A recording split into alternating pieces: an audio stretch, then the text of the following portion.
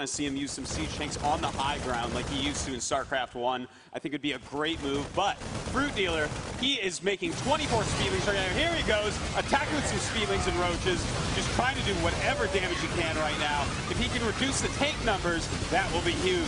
And there's Micro with the tank. Oh! Does manage to get one tank, and Artos, I cannot emphasize exactly what you were saying enough. If that tank count is too low, Boxer cannot push. He needs to keep that tank count high, and this is going to be very intimidating for Boxer. Look at FruitDealer's creep spread right at the front gates. Ooh, picks off one creep tumor. Very nice move by Boxer. He denies the creep. Remember, guys, Zerg units move faster on the creep, which means you're going to get a surround quicker. It's very bad for the Terran. In fact, Boxer may even want to scan here and try to take this stuff out. And maybe take out the Mink statue because he's the bad guy. But you know, he needs to definitely get rid of the creep though. On a more serious note.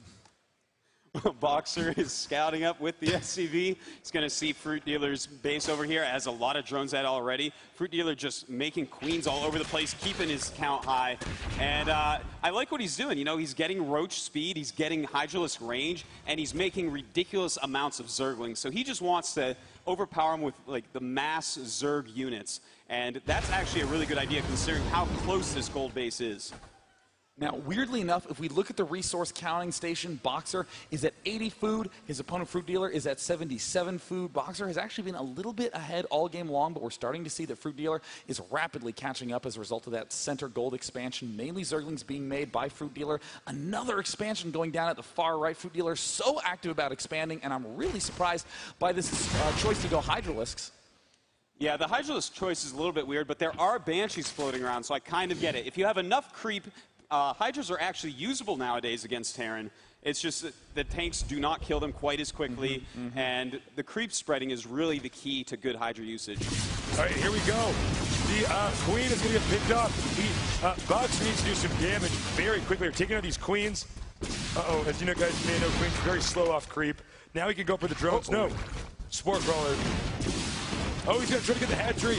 Risky, not going for drones. He says if I just get rid of this hatchery, I'm going to get ahead, but Hydra's quite scary. Quite a strong anti-air unit as well. Oh, Boxer almost picking off one Hydralisk, but he will end up retreating, but that was a good bit of damage he did because all of it was free. That is so important whenever you're doing a little bit of damage, not to get overexcited and to suicide those units. Boxer going to be pulling back those Banshees to repair, and in the meantime, just making Thors, Marauders, Marines, and again, switching to that big 3-factory play in the mid-game. And at the same time, he is getting cloaked for his Banshees, so obviously we're going to see a lot more cloaked Banshee play from Boxer. And that's going to be pretty annoying for FruitDealer. He has to spend a lot of gas on Overseers to be able to see those. And Boxer, you know, it's getting a little bit scary. FruitDealer is taking a 4th base, and if you got 4 bases against 2, it almost doesn't even matter what units you make. It's funny because this game is starting to look a lot like our previous game, only oddly enough, it should be impossible for FruitDealer to have an economic advantage. It's the fact that he lost the hatchery at the start, well, had to cancel, rather, and then takes the gold expansion and actually gets away with it in a very risky move, which to me almost reminds me more of like something that Boxer would do. Normally it's Boxer that's known to do risky stuff like this. But FruitDealer, one thing to note, he is low on queens, only has 3 queens on 4 bases. Those Banshees are scanning to pick off these creep tumors without any additional queens. This is going to be almost impossible for Cool to be able to move back into the center of the map. Excuse me, FruitDealer was calling him by his StarCraft 1 nickname. That is, of course, long since passed. FruitDealer, easily the best ID I've ever heard in my entire life. So the creep, as you can see, the FruitDealer frantically trying to lay more creep tumors. He knows that this ground has to be covered in gooey creep so that the Zerg have an advantage when this inevitable battle eventually does get here. Yeah, really. When he's making so many Hydralisks, he needs that creep out. It is of the utmost importance. In fact, he should make more queens at this point. Just really get creep everywhere. But it is Baneling time, and that's what FruitDealer really likes to do with his gas. And look at that. Dead broke on the gas for FruitDealer. Only has 5 Banelings or any other ones around the map. No, just those. And look at this great push by Boxer, spreading out all these tanks. He's going to be very slow, very methodical. This is exactly why FruitDealer did not want to have close positions. It is so easy to push. And look at Boxer spreading out. There's the cloak moving forward. Going to be able to pick off the queen. The center expansion might just fall to only Banshees. Boxer being so patient and getting huge leads. But he's an awesome play here. The Banshees chased away when the Hatchery still has half its health, but FruitDealer, he is on the ropes right now. He's going to lose that gold base most likely, and Boxer's push looks very strong. He's going to have to take a third base while pushing, though, or FruitDealer should be able to wear him down. Looks like we're getting closer and closer and closer to the final battle. Now, note, this is very intentional by FruitDealer. He's put creep all over the place over here, so he could not, his opponent could not expand or build a command center there. So Boxer, yeah, like you were saying, absolutely dead broke on money, needs to begin taking another expansion. The gold might even be his best choice if he can take it out, but FruitDealer looks like he's gearing up for a counterattack, but no tanks at the back door will be able to shut those down.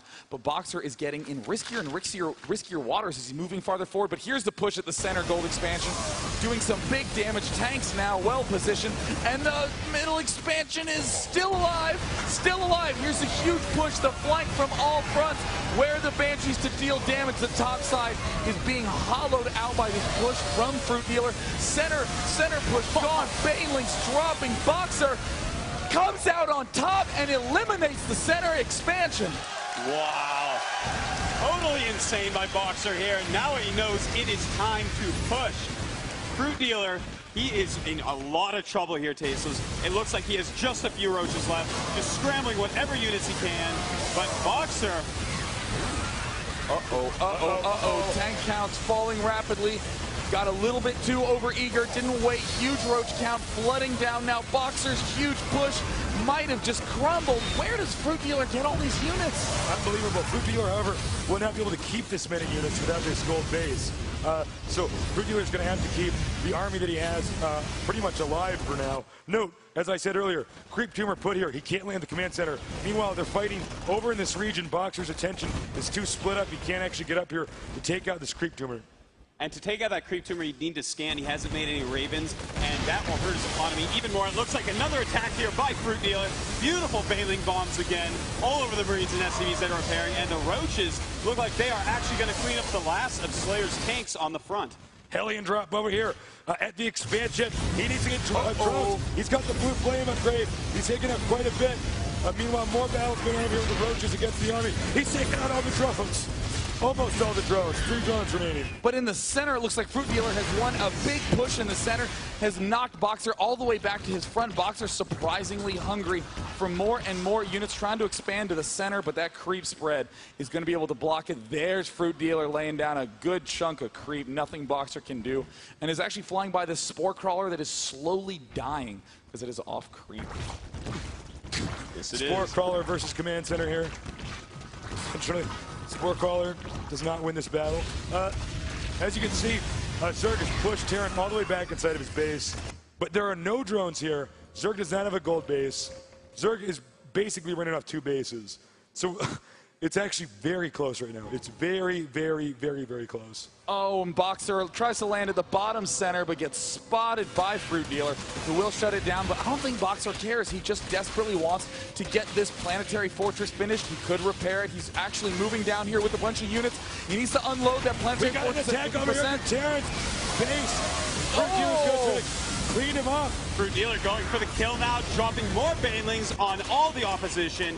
Boxer's expansion looks like it's going to go down. At the same time, Boxer attacking FruitDealer's bottom right expand, but FruitDealer is in Boxer's main base, and it looks like these are just too many Roaches, and Boxer, he may be dying to this one.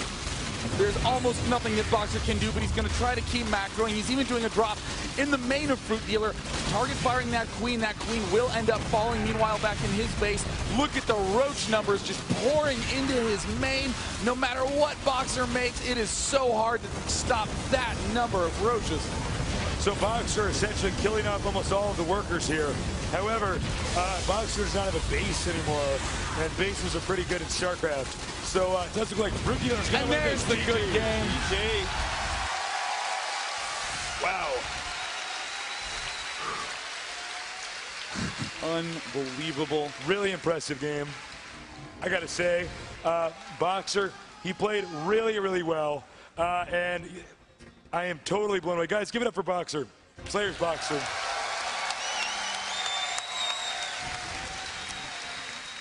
And of course, FruitDealer played just remarkably the way he handled himself. In that second game, You guys talk about it. It's just so amazing the way he came back. Yeah, I mean, like, those positions were so close. The tank line seemed to never end, but he just kept having more and more and more units. We were all shocked at how quickly FruitDealer took that 4th base, but we clearly saw that that's what gave him the economy he needed. There were an endless stream of roaches.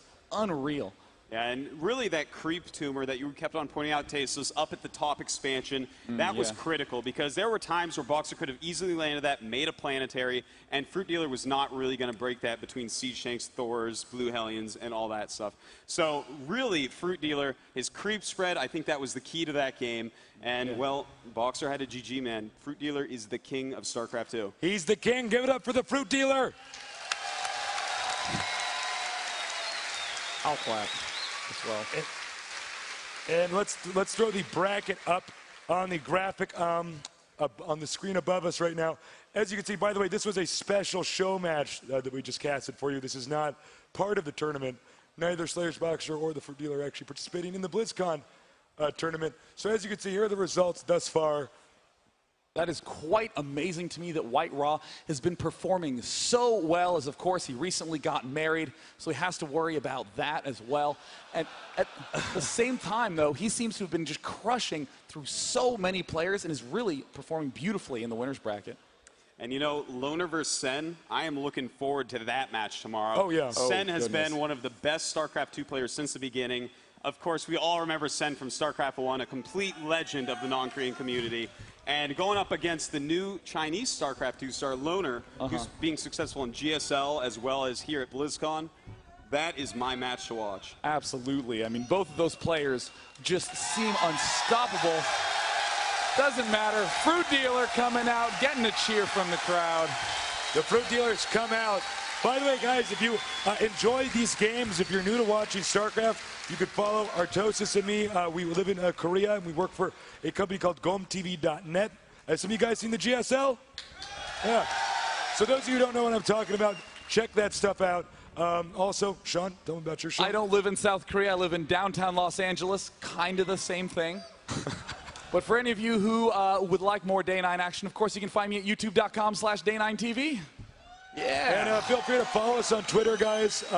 And check out our shirts at thehandsomenerd.com. And we got to read this thing. I have to read it. All right. For those of you watching our BlizzCon coverage online, click the Upgrade Now button on your portal to watch our Blizzard main stage and panel stage feeds. Tonight we will have the costume and dance contest, and don't miss tomorrow night where we'll have Tenacious D live in the house. All right, guys, I think we did it for today. We'll see you guys tomorrow. Thanks so much for joining us. And give it up one more time for the FruitDealer.